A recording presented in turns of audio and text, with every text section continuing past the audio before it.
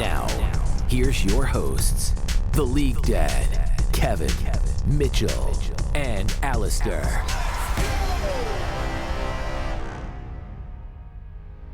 What's up, gamers, and welcome to another episode of the All In Podcast presented by Excellency Esports. I am the League Dad, and I'm just happy today because we have the whole gang back today. We've got Mitchell, Kevin, and Alistair. He is back. So I'm very excited to have all my friends here. We got to talk about some League. But first, how are you guys doing? Let me start off with you, Alistair. How are things going, man? Pretty good so far. Last week we 3-0'd in semifinals, and we're playing in finals in Excellency on Thursday. Nice. Woo! Excellent, man. 8 p.m. EST. Come watch. All right. Very exciting. Nice That's to hear. crazy. Who are you guys playing? We're playing against 4 monkeys, 1 coach. Okay. Wait, is that the name of the team? Is That's one the of the name of the players? team. Oh, I is the love coach it. Also a player, or how is it 4 monkeys and a coach? Don't ask Like, questions. That's the name of their team. That's Yeah. hilarious. I actually really like that name. Even Yeah, if that's it's really their good. opponent. Their That's funny. team picture is 4 different types of monkeys and then a picture of Reapered. That's really good. Oh, shout out to that team. I like it. Yeah. Okay. A little Cloud9 energy. I like it. Yeah. How you doing, yeah. Mitchell? I'm doing pretty good. It was Halloween weekends, and I had a really crazy work week. I worked almost 70 hours. And then I just got completely blasted all weekend. Dang, you sound like a typical adult, man. Single professional, you know? Yeah. Like, shoot. It was Friday, was my birthday, and I had to work in office. Yeah. Nice. I worked a 12-hour shift, and my boss got really hammered with me at awesome. work Yeah. with a couple of other coworkers, and it was really funny. And nice. yeah, it was a nice time. He kind of knew the struggle that was like, I know it's actually working on your birthday, so here's some That's alcohol. nice. let's get drunk. So that was Like a fun. good dude. Nice, man. Well, happy belated birthday. Thank you. It sounds like you had a pretty good time. And also, where are you working? Because I want a boss like that. I'm just kidding. Yeah. That's pretty sweet. All right, Kevin. Some interesting things on here about it, so I'm not gonna say. Yeah. We will. Right, We will get that's into that. Probably for the better. That's a different podcast. Kevin, how are you doing, my friend? How's life? I'm doing well for Halloween, or the day before Halloween. Went to a friend's house, like an hour away in Los Altos, I believe it's called. So very far from Cool. Berkeley, and we hung out, had a party there, did some board games. I played a game called Mysterium. Never played it before, but it's really fun. Nice. And then played the new Super Mario Party, or Mario Party Superstars, I believe it's called. which Nice. is awesome. Oh. They basically just take all the GameCube and Nintendo 64 best hits of Mario Party and just put together in a game. So that's excellent. I would recommend Wow. it. Exciting. Yes, Okay. sir. I'm Well, doing I'm so glad to hear that all y'all are doing well, but we've got some stuff to do.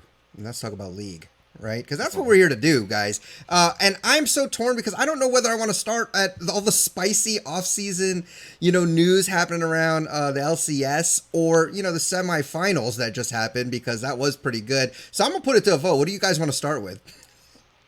I Ooh. honestly think LCS offseason. Okay. We're an LCS podcast. Let's just. I would say semis because if we start with off season, we won't get off. We will get to that. That's true, though, That's Mitchell. true, yeah. Got a Okay, good he makes point. a good point. I was Can't about agree to with say, Alistair. yeah. Yeah, I you know agree. what? I was gonna say off season as well, and then but that is a good point. Let's do Same that. here. Alistair, you Get it out of lawyered the it. way at least, because it was interesting.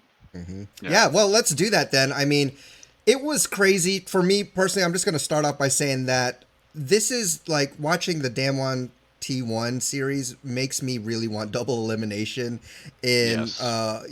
in this stage of the Worlds because this is such a big tournament. And to me, that was some peak League of Legends watching those two teams, even though they played domestically. For me, who doesn't watch a lot of international regions all the time, like this was cool to watch. And every game seemed pretty close. They were really fighting to win, and I wish I could see more of it. And that's why I'm just kind of left wanting more. And pretty soon, next week is the finals, and we're done. So I want more late game world action, if that makes any sense. But to me, good series. Even the other one, I'm glad EDG won. That was great. So overall, for me, I loved this past weekend. What about you, I think it was Alistair? great. My bad. No, I think good. it was great. I mean, we got 5-game series both days. Very fun to watch. Mhm. I mean, there was a couple very interesting stats in my opinion, but we'll get there. Okay. Okay. All right, Kevin. Yeah. Mitchell, what about you? Overall, I thought it was pretty cool. Like obviously, no team played optimally or perfect. I think it's always exciting when Danwon is the best team in the world for a while now. But just like at MSI, they definitely showed cracks, and T1 almost took it, and that's really exciting. I think almost everybody in the world was basically predicting Danwon to win Worlds now, right? After beating T1, this was saying the finals is happening, semifinals. It was really exciting. But EDG GenG going to 5 games as well makes it really exciting. As GenG honestly played pretty decently considering how no one seems to like the team or care about how well the team does, and they got very very close to Yeah. winning. Something I thought was funny was that going up 2-1 is a curse. It really is, Yeah. It because sucks. game 4, the team that could have gotten a match point just choked like crazy. Especially T1, they got annihilated in game 4. So I wonder what's that. I think it's probably nerves, right? GenG did the same thing, where game 4 it kind of just looked like they just got blasted out in the early game. So kind of interesting. Yeah. 2-1 is not safe at all. Oh, sounds like Mitchell or Kevin is muted. Yeah, sorry, There he I is. forgot. So I watched domestic leagues quite a bit. Not as much LCK, but I did watch the finals. Honestly, it was way different. I think that they didn't even put up a fight, in my opinion, in the domestic finals. So and I mentioned that in the last podcast. Yeah, that's true. But this Yeah, time around, you could see that Worlds buff. I mean, they weren't playing the cleanest league. Let's not mince words. Yeah. But there was some really high level stuff. It gave me vibes of Rox Tigers versus SKT back in the day. Yes, I think I it was thinking that. 2016. It was a legendary semis, and that was the finals in the semis, right? That's where the meme comes from. So I thought that was really, really impressive. I thought it was a good series. I would say that, and this is only slightly controversial, I would say that the other series wasn't bad. I actually thought that there was actually quite a decent showing too. It was still messy, but I still think that the game is made to be messy these days, and people need to get over this illusion that it needs to be perfect to be Perfect. good. Yeah. Because Damon's drafting was garbage at times. At times, they still had a few good games, but game 1, bad draft. Game 5 from SKT, probably a bad draft. Yeah. There were a lot of these instances, but we call that a good game. So let's try to be consistent. Yeah, I mean, I know what you mean. There's never going to be a perfect league game, and so it really is, and that's how I think every other sport is too. You have to be able to adapt and play well even when making mistakes, and that's part of why we play them out, right? Anything can happen in the game, so how does the team actually pull through in those times of adversity? Alistair, you mentioned some crazy stats. My ADD has focused in on that, and I need to know what crazy stats you've been looking at. Well, I have one for each series, so which one do we want to start All right, with? let's start with the damn one T1. Well, this was mentioned on broadcast, but Jhin was picked 4 games, 100% win rate. Yeah. KDA of 25 Whoa. Heck yeah, it was. overall over the 4 games. And neither team picked it in game 5 and it was not banned, Oh. Super weird. which was very odd to me. And personally, Interesting. I don't even think Jhin is that strong of a champion. I just think he fits the utility bill that AD carry kind of has been at this tournament. So I thought it was very interesting that Jhin had this crazy win rate and no one picks him in game 5 where it's make or break. Yeah. Well, my read on it was throughout the games, Aphelios was banned or used in the slot, and so Jhin was the next best, and so I think that was where the Jhin prio came from. I'm pretty sure SKT got Aphelios on that last game, and therefore Jhin. I'm not an AD carryman, but it seems like they don't want to play Jhin into that. I think the Jhin players were amazing, by the way. I think they played on a much higher level than what we see from the West at least, where we just think Jhin is pretty bad because it looks pretty bad, frankly, in a lot of our games. But this probably puts a lot of light on, sheds a lot of light onto why we even prioed it in the first place. We probably scrimmed some of these teams and we're this is pretty good. Let's pick it ourselves, and then proceeded to get clowned on. Yeah. Yeah. I think the Jhin is actually, yeah, as Alistair was saying, it's a really good utility pick, like just for the W. Like the W being able to set up, if you do go lethality build as well, it's a pretty decent nuke. You get a lot of CDR. You're just following up with that extra snare to help your teammates, finish off a kill. We saw a lot of long range and CC, right? So if you have like a Kennen or a Zoe or even a Xin Zhao, right, they get a CC off or a knockup, and then you get a Jhin root from off screen, that person's probably just dead.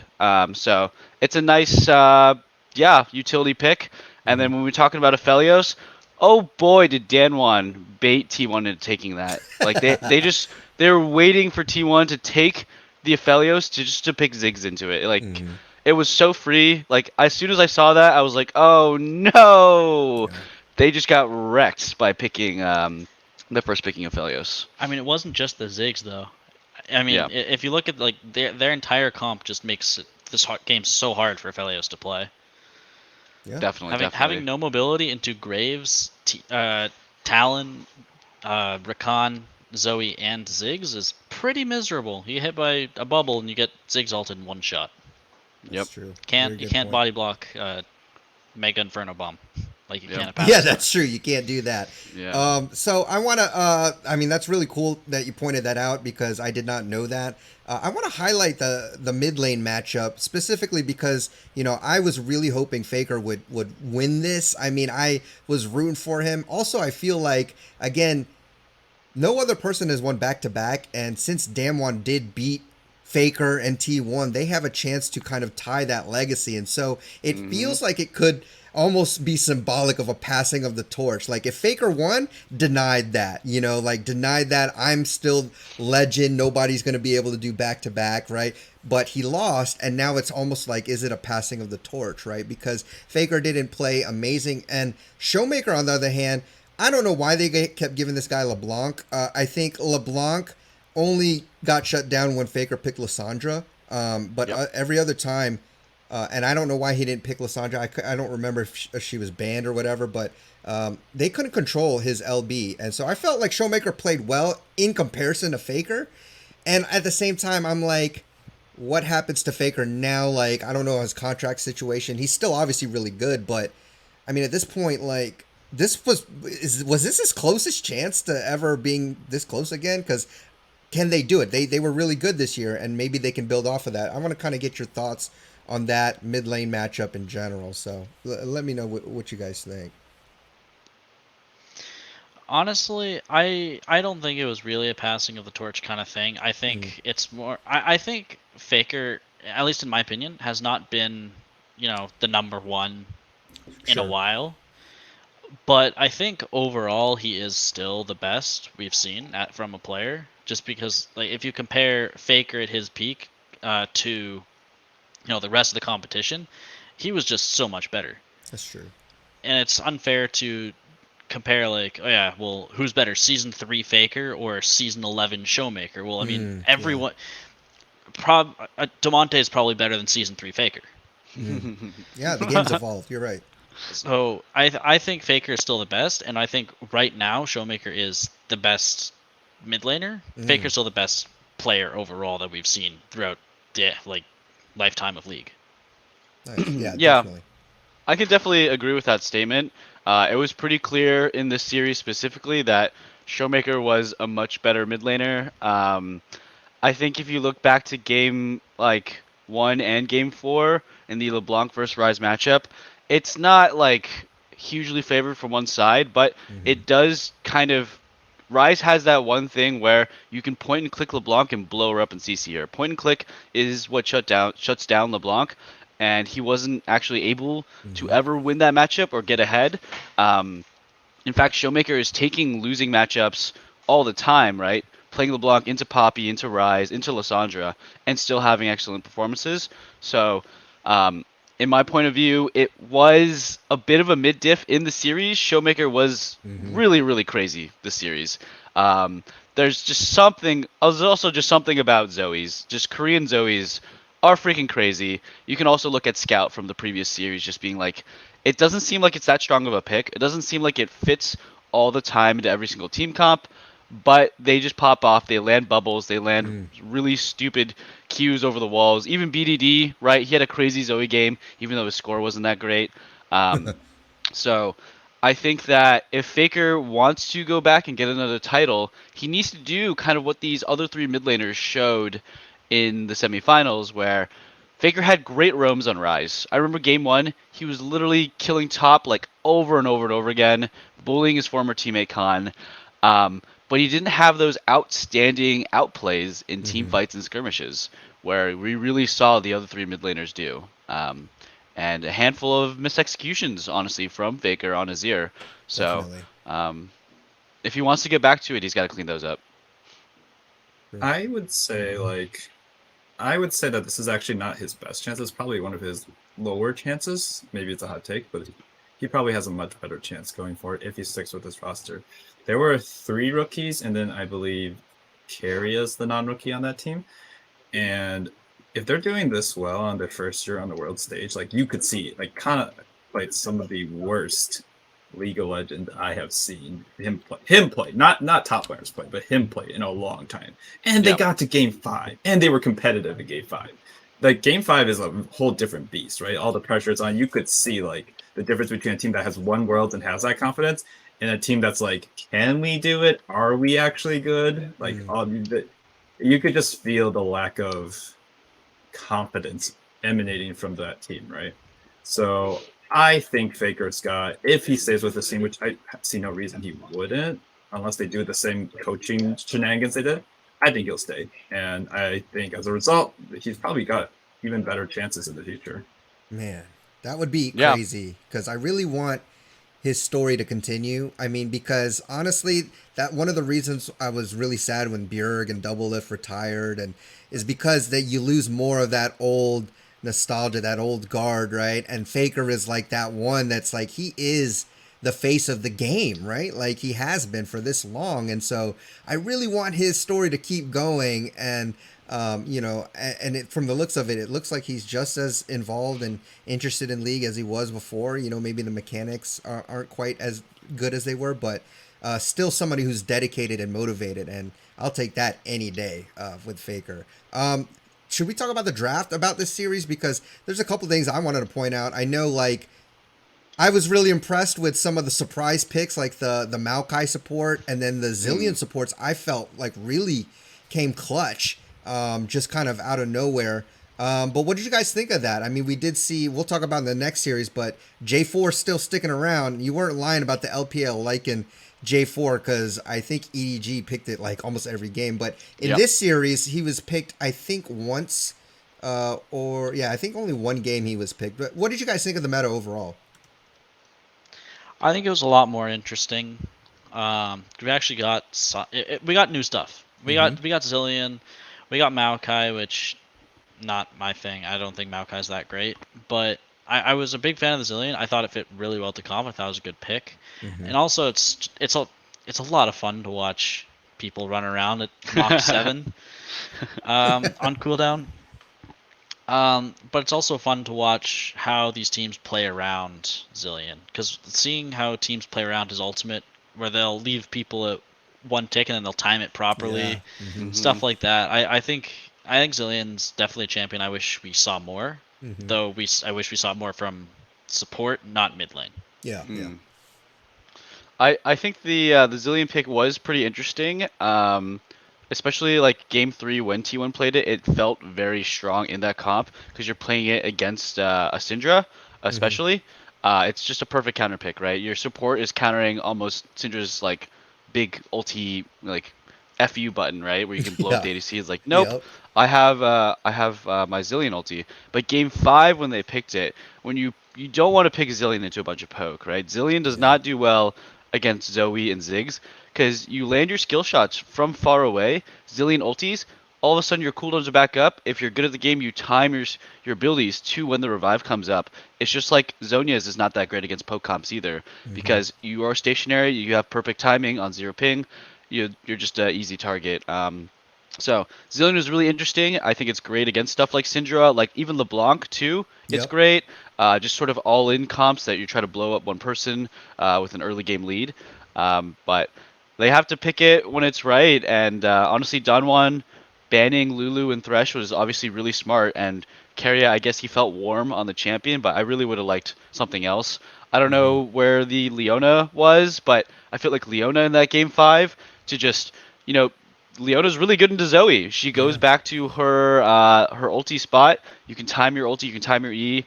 Leona's a decent lane into her con. It's a classic counter pick. I don't know how the matchup goes right now, but I think that maybe a Leona or a harder engaged support instead of the Zilean in game 5 for T1 to take the win. Because they're stuck with the Aphelios, right? So, yeah. Otherwise, overall thoughts on the meta, I do feel like sometimes better team comp loses. It felt like that game 1. Felt like that a couple times in the EDG versus GenG series. It's just very interesting phenomenon how comfort is just sometimes so much better than just better team comp. Yeah.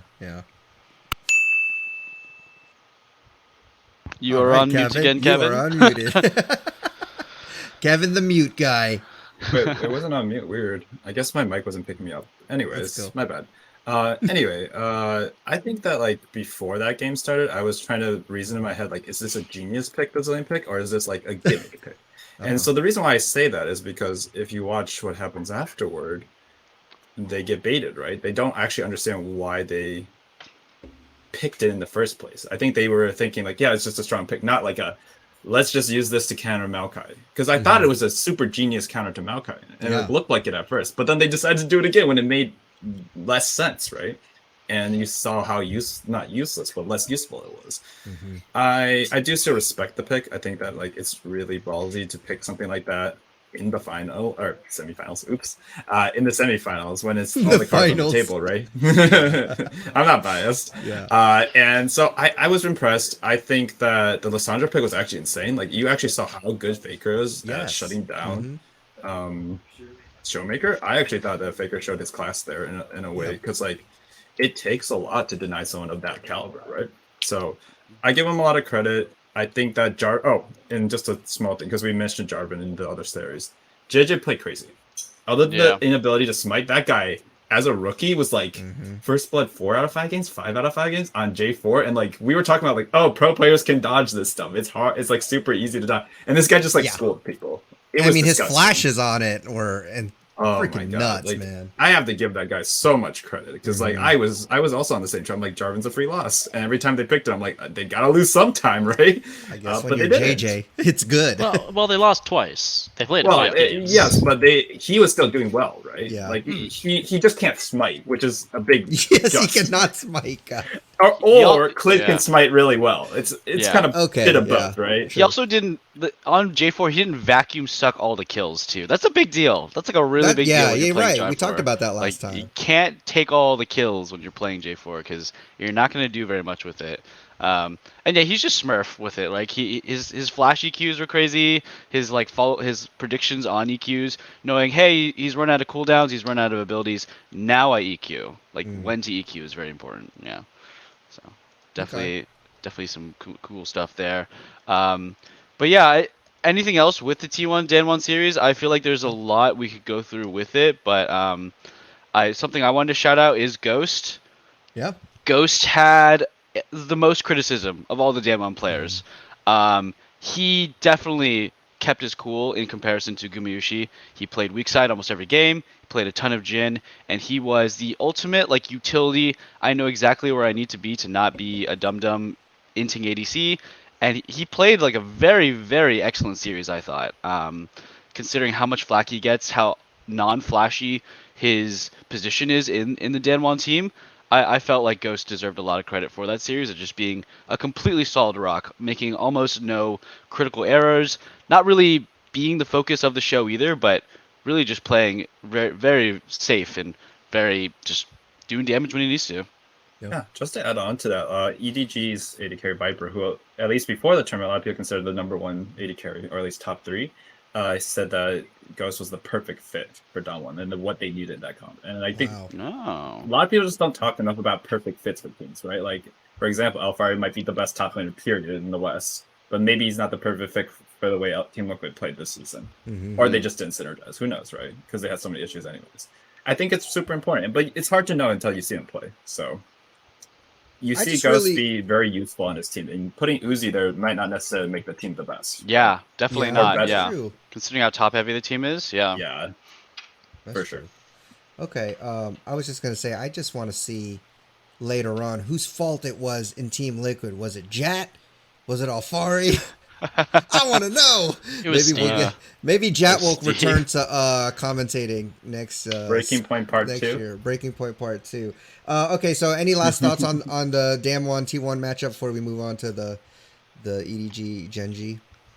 Good. Okay. One last Yep. shout out Yeah. is to Owner. Owner played the series of his life. Owner was Mm. absolutely crazy cracked. He played really, really well. I think Owner and Gumayushi were probably the two best players on T1. Maybe Keria was better than Gumayushi, but Owner I think was, if they were going to win, should have gotten MVP for that series because the guy was so smurf. For considering how much of a rookie he was, playing against the best jungler in the world in Canyon. His Lee Sin was crazy. His early ganking when they played the Yasuo top. In game 3, his Xin Zhao, he was just everywhere, landing Ws, sniping people, which is really good. So, congrats to the rookies. Honestly, they almost beat the best team in the world. That is pretty cool because I did see an infographic during one of the games where they were showing like the combined experience for each player in international tournaments, and I think the rookies, this is their first time, so it's like all the other ones had like 80, 60, 70, so there's like 6. Yeah. And then Faker's like something 100, I can't remember how many he had, and then 6. It's like and when they then- flamed Fake God. Yeah, Impact. God versus Impact, another SKT player. that is true. Man. I will. I'll give some credit as well. I think that for Gumayushi, if you guys were watching, the usual thing was like it's the whole one's really good at laning phase, Gumayushi, and Teddy's really good at late game team fight. From his Jhin days and what he's famous for, right? And in this game, that Jhin play was some of the highest level. Like you have to hyper carry, run in, run out, and just be on the edge always. I think he was against a Syndra too, so like. That's not easy. He's against a world-class Syndra player, right? Mm-hmm. So he played insane. I think the question really is Teddy going to LPL or NA later on? I'd probably stay with Oh my god! I don't think they need to hold on to 280 carries, right? Yeah, they just don't need to. What's the point? What's the point of having Gumayushi and Teddy if Gumayushi can play late game like he did? Your seat's hot. Your seat is hot. That's what makes some players play better. You can get replaced by this really amazing player right behind you if you don't play good. They did it with the Shy and Duke. They've done it with a bunch of players in the past.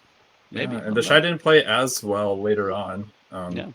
When I won't say it's just because of Duke, but he didn't play as well later on. Yeah. He played 1 year well still, and then just fell off. Okay. All right, let's move on to the EDG GenG series. And personally, I am glad that EDG won because I really wanted different regions fighting for the championship. I was like, if this is going to be GenG against another LCK team, this is going to just be boring. So I'm at least glad, even if they are the underdogs, I'm at least glad that they're going to be playing a Korean team, and vice versa. So what do you guys think of that series? Let me know your thoughts. I thought it was interesting because even in 5 games, it still felt like EDG didn't really show much new, at least. And it could be because it's the only thing they play, but it felt like they were playing with their cards close to their chest, and like they felt confident in winning this matchup, and then they can just pull out some crazy things in finals. Yeah.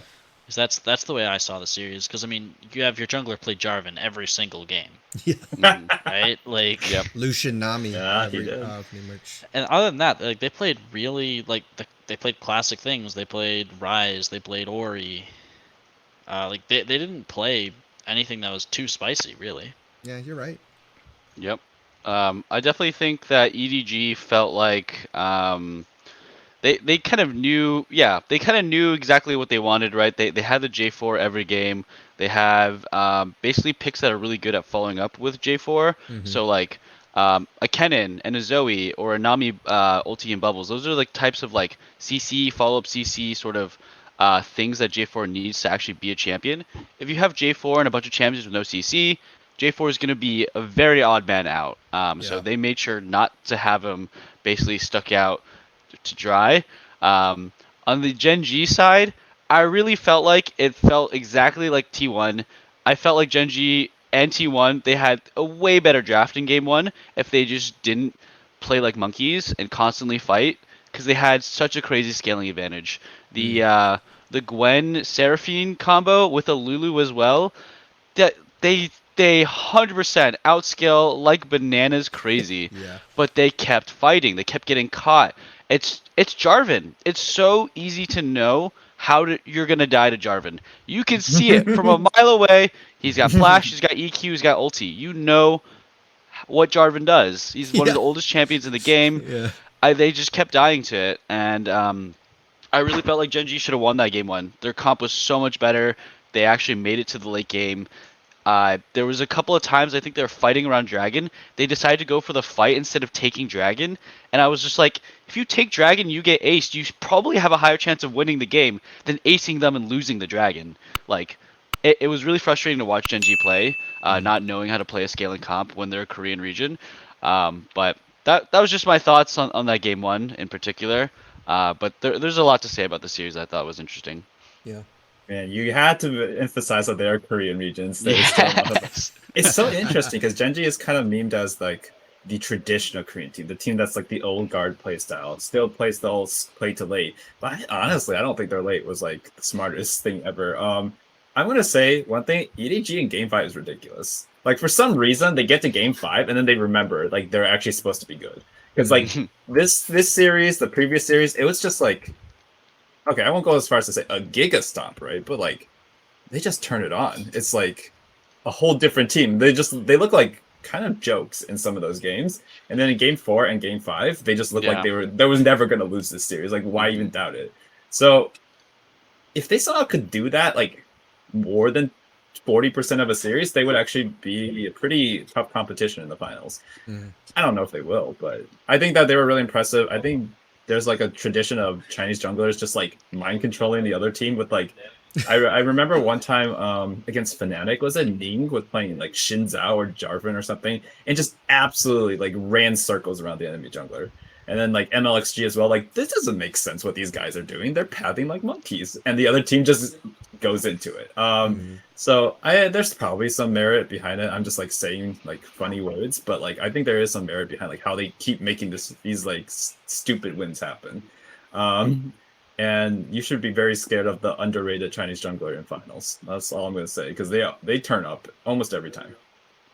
Kevin, you do say funny words, but that's cool, man.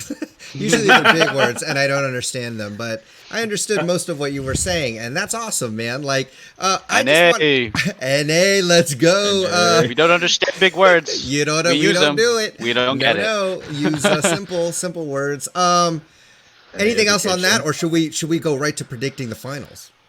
I think there's a lot of interesting things about this series, especially one thing that I thought was absolutely disgusting was why are we seeing Renekton? Holy cow! Is that pick trash? That is a trash champion. His stun lasts like 60% or 30% less than it used to. Does less damage overall. Like it honestly kind of looked good just because I felt like Rascal was so comfortable on it, and it did win 2 games when it was played, and I was just like, this has got to be the dumbest thing ever. Like, definitely EDG just forgot how to play against it. They're like, this champion sucks. We're just gonna act like dumbasses into it, and they kept dying to it. I'm honestly so surprised that Flandre got solo killed by Renekton, an 0-1 Renekton on the Graves. What are you guys' thoughts on Renekton? Is it good? It won 2 games in that series. What I'll say is, while Renekton isn't good, Renekton fit in those comps, and that's why he was picked. You don't have to pick something. Doesn't have to be a good champion to be picked and put in a good situation. Fair enough. Yeah. Just like Zilean, I don't think Zilean support's that good, but it's really good in the Maokai. That's true. You can just run away from the saplings. Yeah. That is a fair point. I wonder how. I didn't feel like, especially when it was first played against the Rise and the Lulu and the Jinx and the Graves, that Renekton did not seem like a very good pick, even though they did win. Yeah. To be fair, the other side of the map did win really hard. Ruler was 5-0 and 5 on the Jhin. But usually Renekton struggles to do much against a Lulu and a Ryze. They can kind of just click him and kite away from him. But the other side of the map won very, very hard. So hard to evaluate in that situation. Yeah. Game 3 though, definitely agree. I felt like the Renekton was a pretty decent pick. You have Gwen and J4 kind of just running into them, and then you got Zoe and Lee Sin to just kind of do a bunch of damage when they're CC'd. So yeah, fair enough. Yeah. I'll say, like, I mean, at the end of the day, this is like a very high pressure series. You're against a tough team. As much as we meme the LPL region this year, like EDG did play some scary games, and they put so much pressure out, even if it's not the smartest pressure. So I get it. You pick your comfort, and he did well with it. Like at the end of the day, that's all that matters. Like if you picked comfort, like let's say we picked Zilean multiple times, and we were just power running it down, then that's bad, right? But there's a pretty fine line between power running it down and a genius pick that's comfort. And this is the same reason you ban one tricks. Like, is that one trick Tryndamere in your local tournament the best player ever? No. Are you going to ban Tryndamere? Heck yes. Yeah. It's the same concept. It still applies to the national or international stage or the world level. Okay. Yeah. Cool. Any other thoughts on that series, Mitchell? Did you get everything that you wanted to say? Don't feel like rushed, man. You pull out whatever fun tidbit you wanted to talk about. Now is the time, man. Now is the time. Anything else you want to say about it? Come on, man. Don't give him Lucian Nami. I don't know, but the combo seems so broken. Like holy crap. Yeah. I still can't believe that people are giving that combo over. I don't think you should. Not when it's Viper. You too. That guy was getting so many random cheese kills in bot lane. I'll say it one more time. Korean Zoes, man. Holy crap. I know. Scout, BDD, and Showmaker all had ridiculous performances on that all champion. Of them. Yep. I don't think it's even that good of a champion right now. I think it loses in a lot of lanes. It has a lot of bad lane matchups, but you get to the mid game, you set up your vision really, really well, and you just chuck stuff across the wall, and they have freaking pinpoint accuracy. They got wall hacks. Like, that stuff is ridiculous. Yeah, man. I wanted to briefly add too, like Scout played really well. There were like obviously some days he didn't play that well, but like when he was carrying, he looked like he was smurfing, dude. That guy was like 9-0, 9-1 on certain characters, just wrecking the other team. And BDD's not a pushover, so like he's good. BDD's really good. Yeah, BDD is really, really good himself. It's just Korean mid laners, man. yeah. Shoot, Scout had a 12-0-7 Zoe game. That's freaking nuts. The game 4. Well, speaking of, and maybe we could transition with this. So JieJie obviously picked J4 all 5 games, and we kind of talked about how this has been a LPL popular pick. Do you think we see this moving into the finals against Damwon? So let's talk about possible picks that you think you'll see from each team for the finals, and then you can give your predictions and thoughts overall as well. But I thought that'd be interesting to maybe transition and talking about what kind of champs we'll see, comps we'll see from either one of these teams. What do you think, Alistair? Well, I think EDG is going to play what they played in semis until Damwon finds an answer. Like I said, and I still believe that EDG didn't show much, and they have more in their back pocket. But you don't need to pull that out unless you have to. Good point. And I think if Damwon leaves Jarvan up, they're probably just going to play it again. I would expect very similar team comps from EDG. From Damwon, honestly, I have no clue what to think. I mean, what I'll say is the one person who never gets enough credit is Koma. Yes. And I mean, I think he's gonna have something, and I don't know what it is. I think he's gonna have his trap card, and something he's gonna do something spicy. MF support. Who knows? We'll see. No, I know, right? Don't even. Unless Zyra's being played again. Rip solo queue across the world. Yes. I think I wonder. We are seeing a lot more Lulu and Nami. Yuumi got banned blue side by Damwon actually in game 5, which was very interesting. I don't think we'll see Yuumi come out, but we saw Seraphine as well. I wonder how far are we going to go down the Enchanter rabbit hole, right? One team feels like they need to give over Lucian Nami, right? They give over Lucian Nami, they take Lulu, they think that they're fine with Lulu, right? Well, how much do you want to double down, right? Maybe one team picks Lulu blind. You could pick another enchanter that's even stronger, right? We already saw Seraphine. We're seeing Zilean. So this is the rabbit hole I'm very curious about. Or do people go in all the way the other direction? You know what champion absolutely craps on J4, especially an early pick J4, is Thresh. Thresh was the best support all year, nerfed into the ground a bunch of times, still seeing bans when Aphelios is picked, right? But a really good Thresh can single-handedly shut down a J4 just by roaming around. I got a spicy one for you, Mitchell. You know what Go ahead. support's also very good into Jarvan? No. Taric. Taric, very interesting. I'm not even joking. I think we're gonna see a Taric pick. Taric would be really exciting. That's my hot take. take. Has he been played any of Worlds? No, he hasn't. I don't think he's been played. I don't think he's been played. Taric is one of those melee supports that scales into freaking oblivion. Like that is his early game is super strong too. If it's a melee. Support. It's a melee matchup, and you can punch people a lot. It's definitely very strong, and obviously the scaling is crazy. And funneling gold into Taric too is no joke. You give him Taric some gold, he gets an early tier, it's a mana regen, your team will not die. Oh my goodness. Yeah. So that would be exciting to That see. would be cool. I think support picks are going to be incredibly pivotal in this matchup. I'm excited. Depending on where these go, because we're almost guaranteed JieJie is going to pick early J4. We're almost guaranteed Canyon's going to pick an early Lee Sin. That's going to happen if they're up almost every time. So Thresh shuts both of those picks down really hard. Taric does. Other interesting things could come out, right? We could see Poppy support shuts down both of those picks a ton. Poppy jungle too. So I'm very curious to see where we go with the support picks. Yeah, real interesting. I actually think that like there's EDG's also hiding some stuff. Like it sounds strange, right? Because they went down 2-1, but like when they were down 2-1, like it looked like they turned it to another level. Like they were for some reason like not playing their best. This sounds super copium, I know. But I think that they had shown so much class before, and like when it does matter, like they don't falter at all. Which is like the opposite of EDG. Like we keep memeing them as if they're the EDG of old. I was gonna say yonder, but that doesn't make sense. EDG of old, but yonder, they're not, right? They played extremely clutch. They just looked like they were invincible in those games the way they mattered, and I don't know why. Like I don't know why they couldn't just do it earlier, but I think that they're actually really scary. If they can figure out how to play correctly, because I still don't like the Jarvan pick, work or not. Like it just makes me uncomfortable. Okay.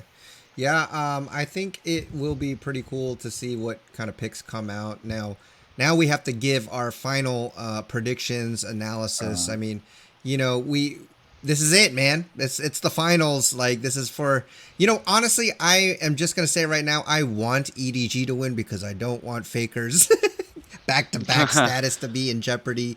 So I would rather them win. I don't think they will. Man, Damwon looks pretty good. I'm going EDG 3-2. You're going EDG 3-2. Yeah. That is a crazy ridiculous statement. Oh my goodness. Yeah, I'm just gonna say it because, you know, look, I told y'all last time when I wanted T1 to win, and I was like, I don't think it's gonna happen. I still predicted T1 because dang it, they were close too. Like I had that feeling, close. I believe. So I mean, look, man, I think who knows? Maybe something good can happen. I'm just gonna go with it and hopefully it works out. But that's me. That has no analytical point whatsoever. Sorry for those of you out there with brains and like to work that stuff out. But hey, props to you guys who are like me and don't think, just feel. I feel it, man. I feel EDG. All right, Alistair, you tell me. See, you already know I'm in the same boat. No analysis. EDG would have new skins. That's true. That's my analysis. I want EDG to win. Damwon's gonna win 3-1. Damwon's gonna win 3-1. That is what happened last year. Chinese versus Korean team. Damwon did beat Suning 3-1. Suning was looking like they were coming off just another world of crazy, ridiculous rookie hypeness, just jumping in, playing like absolute monsters. I think it's going to be close, but I actually do think it's going to be EDG 3-2 as well. Ooh. That's why I was kind of upset when you said your prediction before me. Okay. Hey. What? I do think it's going to be EDG. I think they actually, overall, they seem to draft a bit better, in my opinion. They seem to have like an idea of, right? It did feel like they turned it on Game 4, Game 5. They started drafting completely different picks. They started playing very differently too. Damwon, I think they do the same thing almost every game, except Game 5. Damwon did do something different with their team comps, but up until then, it felt like Damwon, LeBlanc, Lee Sin, Lucian, Kennen, Jace, like sort of just Lucian, Misfortune, like they kind of just do the same strong meta picks. They kind of throw them out, and then they adapt as time goes on. But it does feel like to me that Damwon lost to RNG in 5 games at MSI. Everyone predicted Damwon. They don't seem as strong to me as they did last year. Khan has been playing amazingly well. I still take Naguri in his peak over Khan in his peak. So I'm going EDG. It felt like this. It feels like it's their time. It does to me. I don't know. I did throw some analysis in there, but there's also a bit of a feeling in there too. I was gonna say no. I'm glad that you made at least yours has some merit to it. Yeah. So look. Hey, there you go, man. Combined, we made a complete prediction. There it is. Yes. Heart and mind. We made one total prediction, I guess. Yeah. Wow. Okay, Kevin. What the heck?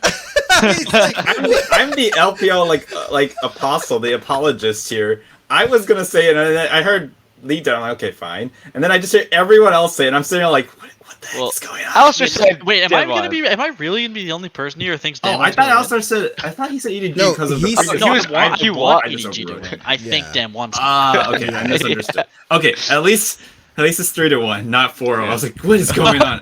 I thought EDG was going. You saw me setting the stage for it this whole time. I've been putting little tidbits here and there about why I think EDG is actually a very good team, right? And they are. So again, I don't understand how Alistar's the one who voted down one here, and the rest of us goobers are voting. I just think Coma. I think it's just gonna be Coma Def. I mean, that is fair. That is very fair. But Coma's not on stage, so as far as I'm concerned, like the players on the server are great. They don't have as much experience. This is true. Okay, and none of them have ever won anything. So we also have to keep that in mind. Other than the split. I think that there's a lot of firepower on that team. I actually think there's more firepower on that team than the other team. They might not be more coordinated, but there's a lot more firepower. So I think as a result, when things are like, going kind of crazy, going kind of loose, everything's on the table, they want it more.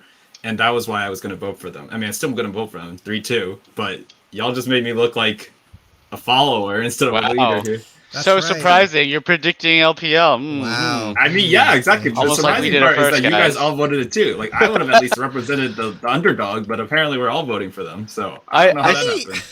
So I actually want to ask one thing to Kevin, mainly because he's the one who actually had an analysis-based answer. I tried. Yeah, I tried. You gave some, but I have more faith in Kevin to give a good answer here. Okay. In what part of the team, like what part of the map do you think EDG has the advantage over Damwon? So the very clear obvious part is the bot lane, just to begin with. I think the bot lane is just significantly better. I do admit they play their roles better. But EDG is that team that like absolutely is just like, we want to camp top, we want to camp bot, and we don't care how inefficient it is. We're gonna get first blood and we'll be tied in gold, but you're gonna be like very sad because the gold is gonna be tied overall, but the gold is gonna be advantageous where we want it. EDG is very okay to do that, right? And so I think that bot lane difference will start to show because sure, they are very good at their roles, but like EDG is very good at getting you out of your comfort zone, historically. Against Damwon, we don't know. I also think that the mid lane is not that far apart. I think Showmaker is better than Chovy. I think Showmaker is better than Faker. And I think he's probably better than Scout. But he's not so much better than Scout that it will make a difference. I think that as a result, like if Scout has a good game, then like this is League. We all know how League works. If you play against a Challenger player as a Diamond player, but you snowballed on someone else like on a Gold player, you will beat the Challenger player more times than not. Because items and gold, right? That's how the game works. It's the same thing. If Scott just like roams once or twice and just does better, or he just has a good game and Showmaker doesn't, he can still style on him. That's the level these guys are playing at, right? If you just have one bad game or JieJie ganks you 14 times in a row, and you're like, what did I do here? You can win. So I think that's where the advantage comes from. I think Flandre versus Khan's playing better, but I think Flandre's a good player. He also just only played Graves the whole time, so I honestly don't know what he's gonna do there. That's true. But like, they just got a lot of like scary like pop-up potential from EDG. Realistically, if we're all like betting our life savings, it's probably EDG losing 3-1. Yeah. But I'm willing to bet on that magic, and I don't want the legacy of like the back-to-back finals to be with anyone but Faker, because I think it's with Bang too. It is with Bang, yeah. Okay. So wait, isn't it Who's also that? with... I'm sorry, I haven't heard of him. Is he? Oh, he's that guy who came to NA and did nothing, right? Okay, got it. Isn't it Bengi? Too? Bengi. Yeah, Bengi is the important one. I don't think it was with Bang and Bengi. It was just with Bengi. Oh. I think. Bengi won season 3. I don't think he was there season 5. He was there. Bengi was there every time they won. Bengi was not there when they lost to Samsung 3-0. Yeah. I'm pretty sure. And no Bengi, no finals. Yeah, no championship. Yeah. We'll get fact checked on that. Yeah, we'll get fact checked. Yeah. I would like to answer the question. Sure. If you guys don't mind, I would like to answer the question where I think EDG does have the advantage.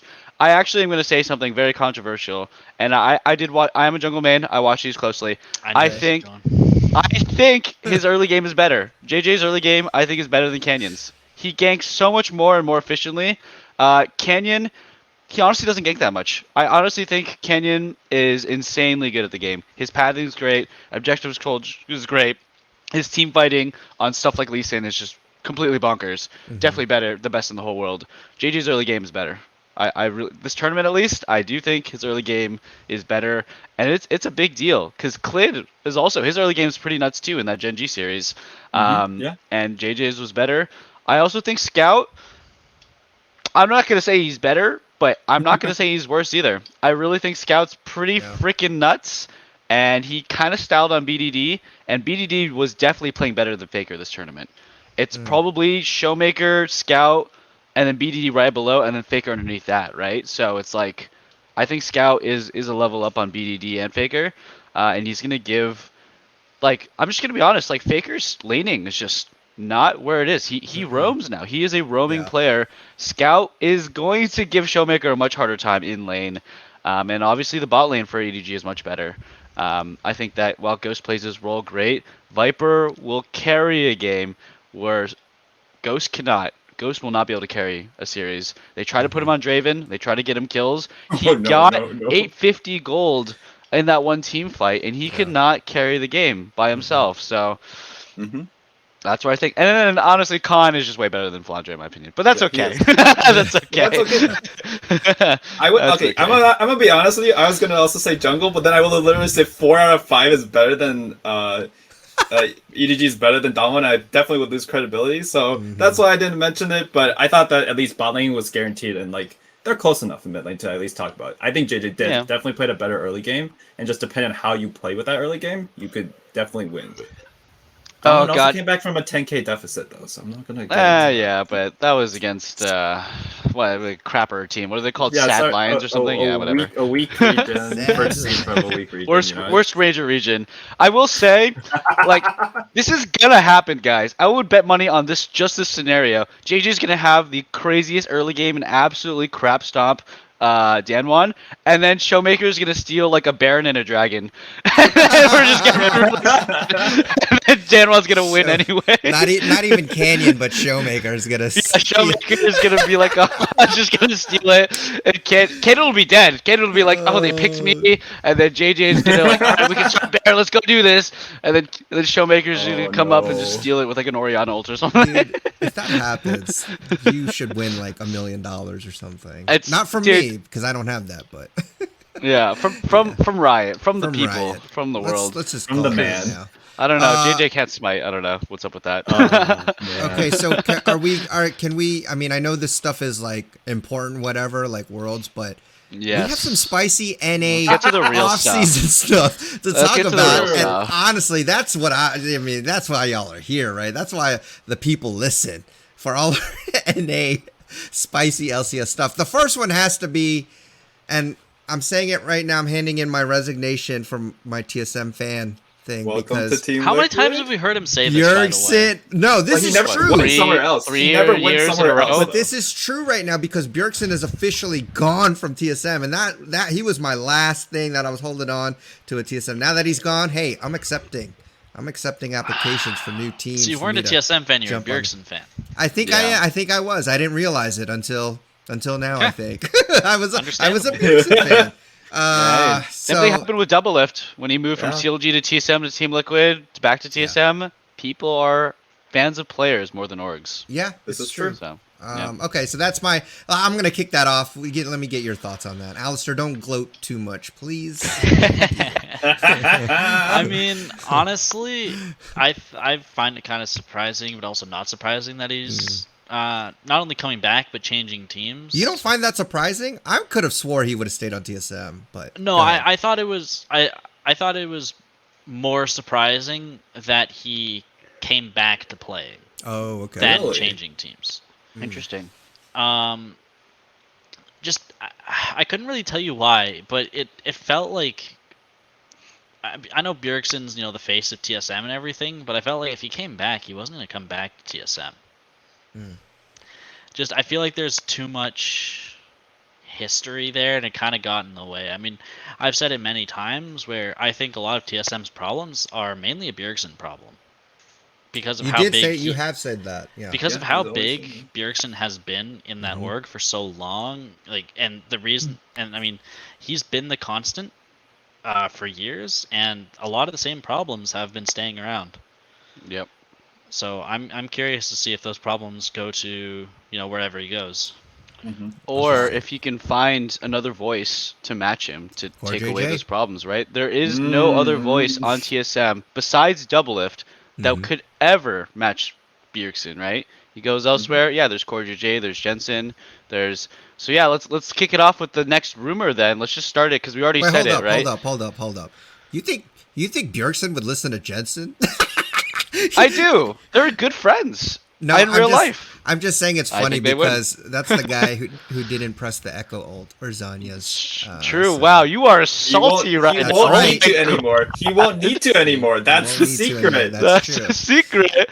Who went to Oh. Worlds, my dude? Jensen. That guy. Just kidding. All right. Anyways, proceed. Go ahead, Mitchell. but Talk about actually, the next spicy thing. The big rumor that has to be said when you're talking about Bjergsen is that Jensen is role swapping to ADC and Bjergsen is going to Team Liquid. He gave an interview where Bjergsen said, "There is one single player in North America that I want to play with. TSM, if you can get him, I will stay. If you can't, I am gone." And the biggest and most obvious answer is JieJie. There's no other player like him in North America. There's no support like him in the world, really. You put him back in Korea, he's probably a world-class support all over again. So Bjergsen and JieJie, that's the team up, that's the duo, and Jensen is there because he doesn't want to get kicked off into a crappier team. It's I'll gonna roll roll out. ADC. So thoughts on that? and then you went to that line. Well, let's be real, guys. It's Jensen. It's not Perkz, right? Perkz going to ADC is like, oh, that's hype. That's Yeah. Perkz. Uh-huh. This That's is true. Jensen. Yeah, It's I know. pretty cool. It's pretty cool. There's about 4 or 5 ADCs that are probably better than him Yeah. at ADC. Like, let's be real, guys. So if Jensen does ever go, it's because he's like, yo, Steve, I really want to keep my job. I really like Team Liquid jerseys. Keep it coming. I will do whatever. Put me wherever you want. You know. So that's honestly my thought on it. Okay. Odds on it happening very low. I still think it's gonna happen. I think it's gonna happen, guys. I think that's the thing that's happening. If Bjergsen Americans is are the not good T-Lo. at probability or math. No, Okay, TSM no. Jensen then is what Or I'm hearing. stats. That's Oh what my Mitchell's God. saying. Mitchell's saying TSM Jensen. Oh way. lord. No They way, roll- they T- fucking- no way or they- Jensen would go there. No way. They switch. Holy crap-a-moly. Well, that's Oh what my you're God. saying, right? Because he's not going to go to any bottom team. I mean, Yeah, I guess it could be EG Jensen. It could be It's EG also Jensen. possible. It could be C9 Jensen. Again, the That's C9 is losing Oh yeah, Perkz. C9's losing Yeah. Perkz. Well, Also, yeah, let's talk about it- that because that's yeah. friggin'. I mean, the whole year, I was like, finally, like, okay, you know, he had a rough year, but he got C9 to quarters, and all right, can't wait to see how they're gonna build from there. He's like, peace. I like, said this "Peace at the out." beginning of the year. I said he's You going to be here a did. year and then he's going to go back to EU. I couldn't And you know believe what? This is true. He's gonna play so much better in EU. It's not even gonna be funny. We're gonna be like, Yeah. why couldn't we get that Perkz? Dude, What secret happened? agent for real, man. He No, came here. I said this in the Hey, beginning of the year. he got us to quarters, okay? I said he this got at us the to beginning of the year. quarters. He's going to sit Sort here. He's of. going to cash out for $11 million. He's going to go back to EU laughing straight to the bank. NA hasn't been in quarterfinals since like 2018 or 19. Like we made it back. 2018. Regardless of the fact that it was on the luckiest group ever and the biggest collapse in history, we made it back, and he actually did win at least one of those games single-handedly and almost lose it. I agree. So like, there's at least something there. NA mid laners don't even get to that step. Okay, you don't even get to the point where you can throw the game. That's all I'm saying. Jensen's done it many times actually when you think about it. But he's also done MSI, well. He's also Yeah. done well. We got to MSI Jensen's- finals. MSI finals. He was that part of that 2018 semifinals run. So I don't know what I think about Jensen, right? And yeah, Bjergsen is obviously better domestically, but internationally, Jensen has always been better. Yeah, that's true. Like, Unfortunately for me. And when you think about regular season too, it's like I feel like Bjergsen is regular season god. Jensen steps it up in playoffs for sure. Jensen always steps it up in playoffs and internationally. I am so curious if Bjergsen does end up at Team Liquid, they win 2 championships, spring and summer, and they don't get out of groups. And whatever team Jensen's on, if he keeps playing mid on another team, they don't win anything and they somehow make it part of their Well, worlds. isn't Like, that just the NA first seed curse, though? yeah, but it's also Bjergsen's curse as well. It's also Doublelift's curse as well. I feel like it's just something about being really good domestically almost never translates to international success. Perkz did it all year. So So- I got a question. Is Jensen a resident? I can't remember. Yes. He Yes, is. he is. So Yes. who then do you think? So if this rumor were true, and Bjergsen goes to TL, and we got Jensen at ADC, and top lane, I've heard rumors of Alfari's leaving, Bwipo. maybe. Bwipo. Well, Bwipo, Alfari's yep. gone, but I've heard Yeah, rumors of Alfari's Bwipo possibly coming to TL. That would be a pretty Yep. interesting lineup. I mean, technically, there's like 4. Technically, it's 4 Europeans and a Korean. So Yes. they'd be probably like our best NA team, and they're Yes. residents for sure. You know, we got residents, but technically it's 4 Europeans and a Korean. So that's kind Is of. Santorin's a resident, right? He is. Yeah. Yes. So He was Santorin- here a long time now. Yeah. So Santorin would be probably would be sticking around as their jungler. I don't know how to feel about Bwipo. Like I kind of collapsed at Worlds in a very Yeah, but ridiculous fashion. I think. I mean, I guess we don't have to go too far in this because it's a LEC spiciness. This is an LCS. Can go a podcast, little so- bit, but since Yeah. this is Liquid, I think I should mention some stuff too. I think that like Yeah. for Liquid, like if Jensen does play bot, we talked about this a little bit before the podcast. It is probably a common community topic in general. He has always been like, let's farm. Like he does roam a bit, but it looks like hesitantly he's roaming. It's not like he's like built to roam, right? He's not like Doingby in his prime or Faker, this world, stuff like that, where they love to roam. Yeah. He just likes to sit, farm, get some leads, or at least like be reliable. And that is definitely the mantra of a lot of AD carries. Not all, but a lot of AD carries. So he could do it. And honestly, I'll put it this way. He might not be the best AD carry. He might not even be top 3. But he will probably play better in the clutch than Tactical did in the moments they needed him to. Because Tactical had some moments of brilliance, but he had too many moments of like, oh no. And he couldn't get it out of his system. When it I'll mattered. fight ulti. Yeah, right. Like he was doing it a lot better, honestly, until Worlds, where he again reverted in a lot of those games where it mattered. So maybe that's all they need. I will say that like Core JieJie is the only one that comes to mind. It can't be top lane in terms of like players that Bjergsen would want to play with. It has to be Core, right? Core. In jungle, he's got the MVP jungler, so it can't be jungle. Top lane, we don't even know who's on Liquid, or we don't even know if is there another top laner in the league that's like so good that's still here, right? Like it's Fudge, I guess, but like that's about it, right? I mean, someday maybe, but Someday maybe, but like a while ago, right? And Yeah. Core JieJie has consistently like shown up. Like even And this also- world, he was outclassing world's teams in his group. unless it's FBI. I did want to bring up FBI as the only world class player left that is in an open role. But is FBI? So here's another important aspect to remember: is that TSM could not buy this player to keep Yeah. Bjergsen. I think they could buy FBI. Yeah, that's true.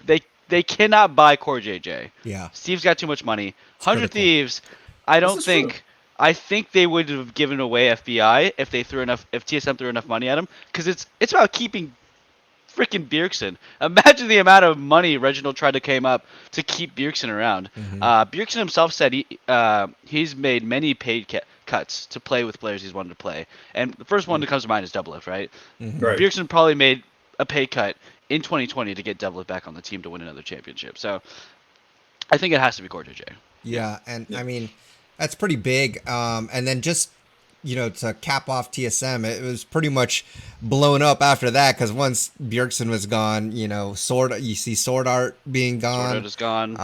And basically they have we're Spica just... and Huni. Yeah, Spica and Huni is all that we know they for kept now. Spica. I'm not gonna lie. He must be very loyal because he grew up there in that team and was trained there. Because he is very hot. He's a very hot commodity right now. He's the best jungler, bar Blabber on his best days. Like on a good to best day. And Santorin if he can get his mental or his health better. Yeah. But he's very good. So it is crazy that he is not leaving, even though Bjergsen's leaving.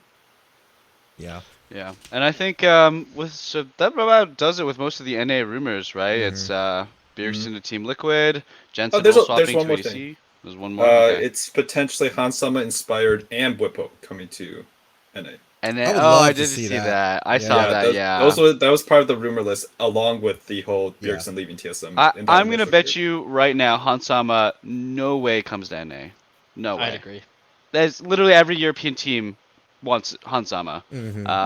Hansama gets to choose between Fnatic, G2, and Vitality, and I don't think he's gonna come to NA. Oh man, if he goes to Vitality with Perkz and Alfaro, I think we're gonna see Vitality.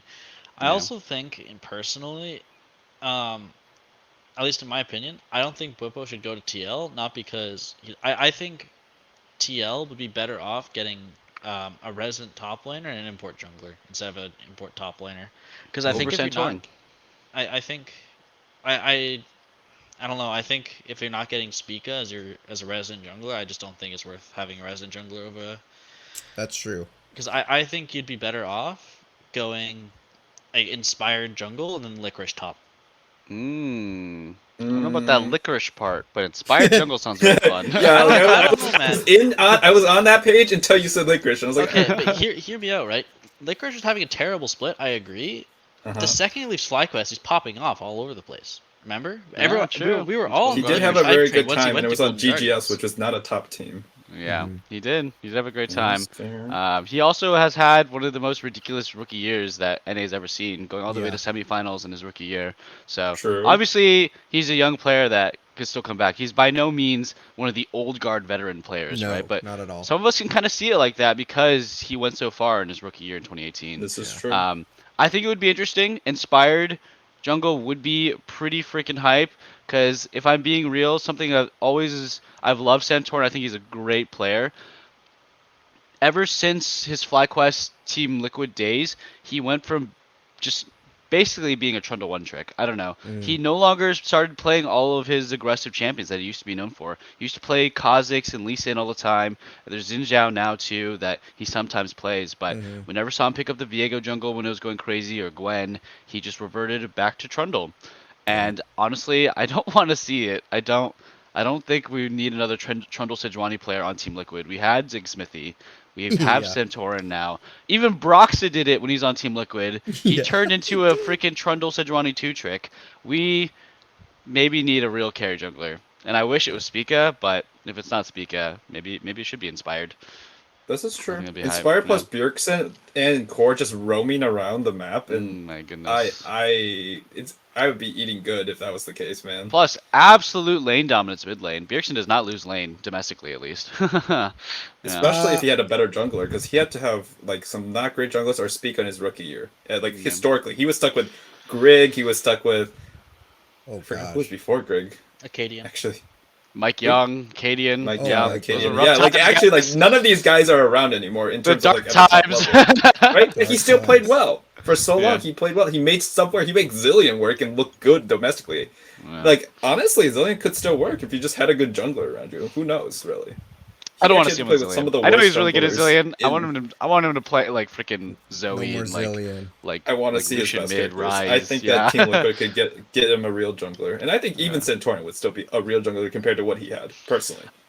So here's where I differ on the import jungler and domestic top laner is when we get to international, we just get top gapped out of oblivion. Every single series, every single game, whatever it is, if we're losing, it's there's just a massive top gap. Our top laners have always been, besides Impact, just so much True. worse than international competition, all the time.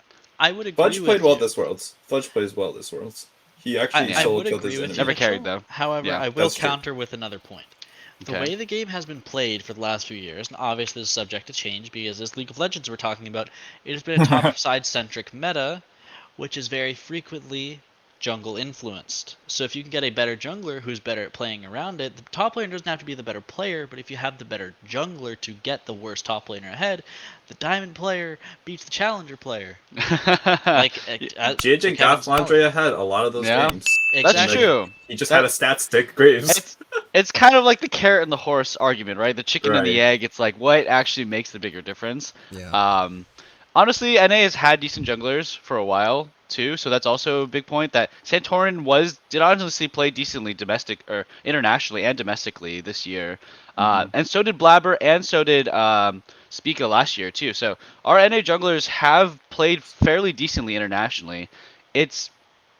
I'm just afraid of getting CS gapped in top lane or getting champion pool gapped in top lane and getting draft gapped top lane, right? Because it did feel like, with the exception of Fudge, we got pretty champion pool gapped in top lane this year internationally. Alfari played 4 champions, and when he played Graves, he looked very uncomfortable, right? So I want one of those excellent top laners that he could pick up any champion, play really, really well, play very aggressively in lane, get leads, and team fight like crazy, right? We haven't had one of those top laners in a super long time.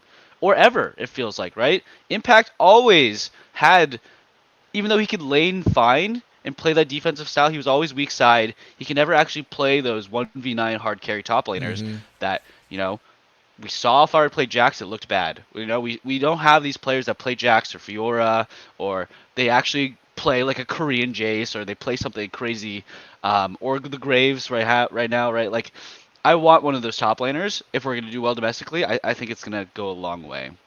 Yeah. This is true. We've never experimented that. We can definitely find a better domestic jungler or have Santorin still. Then we can find a better domestic top. I'm on page with that. That's fair. Because Nice. I mean, I actually have a spicy question. Are we done with this topic, or are we to keep going? Yeah, go ahead. Go ahead. Yeah, Ask go ahead. away, man. I have a spicy one. This one's a bit out of left field, but here's my question to you guys, and this is by no means answered yet. Okay. I'll answer. Is CLG still going to be a dumpster fire this year? Oh, oh no! I don't know what to think about them. he brought up CLG in offseason. That's brave, my question. man. Do you guys think CLG is still going to be a dumpster fire?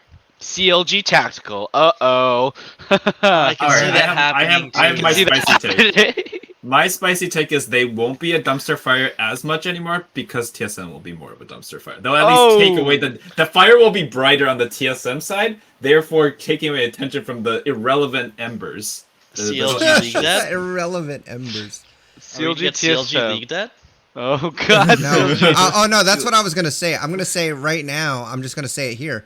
Wherever Bjergsen goes, that's my new team. Since pretty much you were saying like I just found out today that I follow Bjergsen, not TSM. So wherever he goes, that's the team I'm rooting for. So if it's Team Liquid, Kevin, I guess me and you are on the same team, buddy. Hey, let's go! Yeah, if it let's is, go. I mean, we might know as soon as next week. We might not know so. until like It's halfway through the offseason. November, right? And when the first Whenever day of free offseason- agency, I think it's like partway through November, like November Yeah. 10th or something like that, is when free agency officially opens. So we'll probably see a lot of crazy news happening then. We shall. That's right.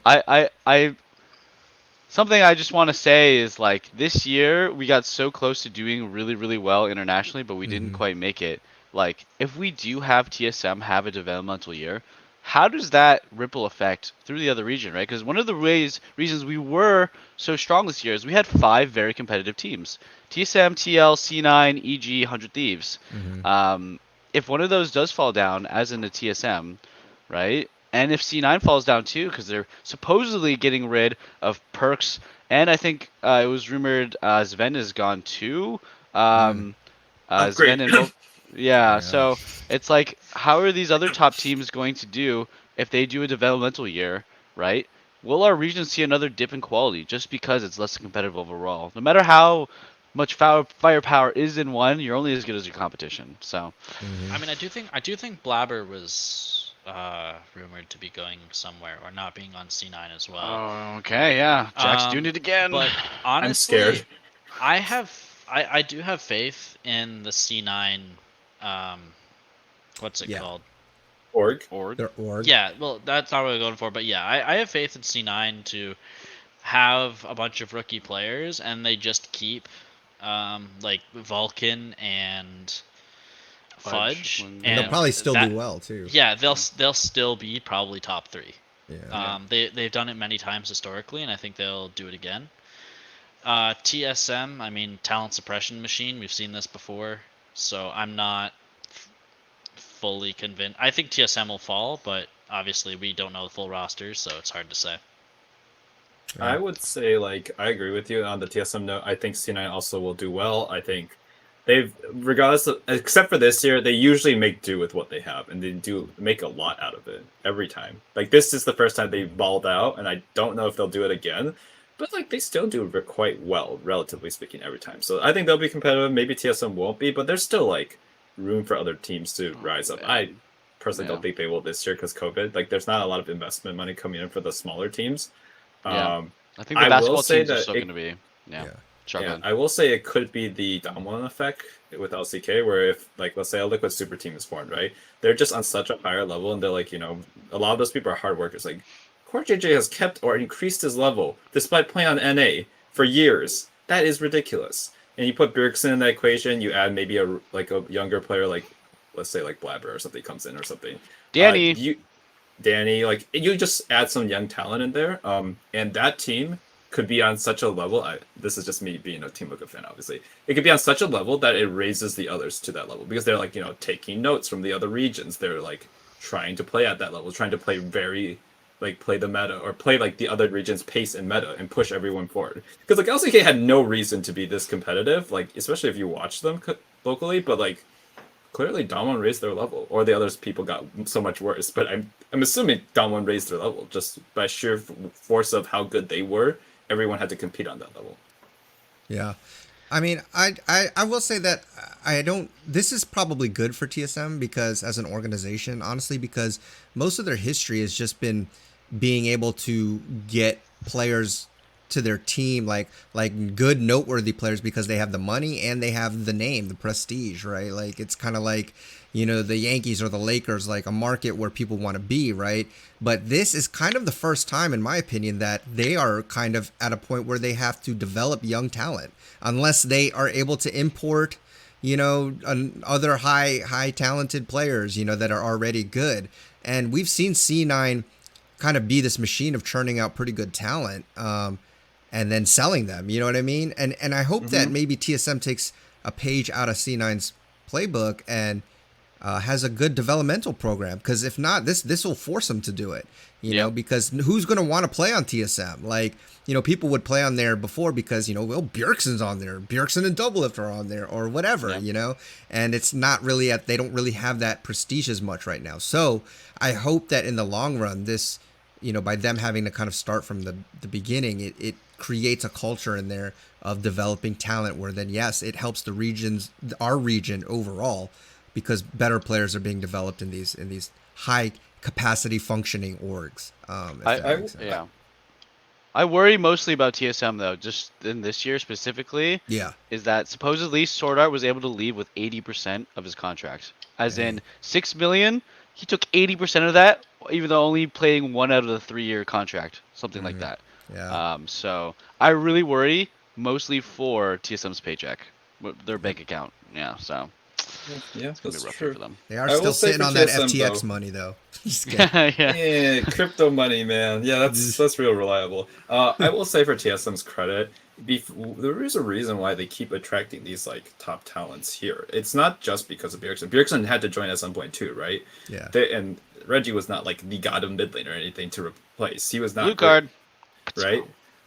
He was still quite good though. He's still top 3 in his region, even though he couldn't blue card or yellow card. My point is that TSM is a kingmaker team. People who have joined TSM in general have gained like a lot more popularity than they have on Liquid, for example. This is just factually true. Of course, there's also been players playing into Oblivion, but like a lot of like very popular players have been on TSM. Like Spica gained a lot of popularity as a rookie jungler. He's only been in here for like a year, 2 years now. I guess this is his second year. And like, yeah, there's always people falling by the wayside in every team, not just TSM, not just Liquid, but the most popular players in history have joined TSM, other than I guess Jensen. Jensen's not even popular. Yeah, basically just have joined TSM, and that's because partially they have a branding that exceeds League of Legends. Sorry, that's a Freudian slip. They are huge in a lot of esports. They have a lot of influence. They're probably the top 3 biggest esports orgs. It just across all the esports, right? So there's still like value in that, and you still have the MVP jungler, assuming Spica for some reason stays, which I don't see why. So I wouldn't be surprised if somebody gets like poached in, or someone like decent who might overperform joins the team and actually does well, because for once they won't have the pressure of being TSM while still being TSM. So I think it's like 70% chance they'll do really poorly, but there is still a very likely chance that they'll do well, because it's not just Bjergsen. You weren't playing with Bjergsen this year. You were getting coached by Bjergsen this year, and PoE still joined, and Sorter still joined. Kevin, it's like the moment I told you that I wasn't going to be a TSM fan anymore. You start complimenting them and saying, "That'll be fine." I have almost always been fairly fair to the teams. Like I might give them jabs, but I will almost always give them credit where it's due. Like Bjergsen being like the best NA player, even if he's like not the best internationally, he's definitely the best NA player, right? In terms of overall record, maybe double it, but that's it, right? And I think that like, now that he's gone, you can actually view them as just an org, right? And they've messed up a lot of junglers, but other than that, they've done quite well by their players in terms of like giving them exposure. TSM Niski. TSM Niski. Oh, so here's a name we actually glossed over. JieJie.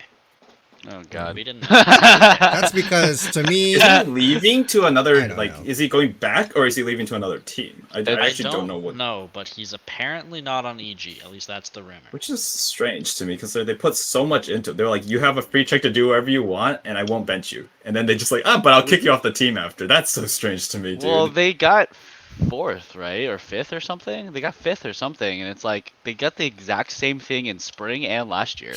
Yeah, they're just not. Oh, they were like power ranked top 2 on the way in, though. Like their momentum. Yeah, I mean they've done that a couple times. They've been power ranked really well and domestically, and then playoffs they fall apart. I don't think if I'm EG, I'm done with JieJie for sure. Hey, bro, I've been done with JieJie for a while, and I'm not. We've all pretty much been done with JieJie. I mean, to be fair, I'm in the same boat with JieJie as I am with Huni. Yeah, it's the same way with Huni now too.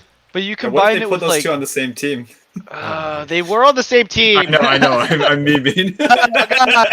And it was a train wreck.